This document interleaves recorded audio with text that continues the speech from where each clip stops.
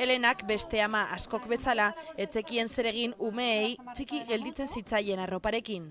Saldu beharrean nahiago zuen trukatu. Yo había visto en mi familia, siempre nos habíamos pasado la ropa entre primos y al no tener con quién pasarme la ropa, pues bueno, empecé a interesarme por este tema y hasta que un día conocí Grownies. 8 urtera arteko aurren arropa trukatzeko webgunea da. Joan Marc García katalanak sortu zuen eta zelan funtzionatzen duen erakutsi digu. Te registras gratuitamente y entonces puedes optar a obtener ropa. Antes tienes que haber ofrecido ropa, por eso es un intercambio y por cada lote que ofreces puedes obtener un lote.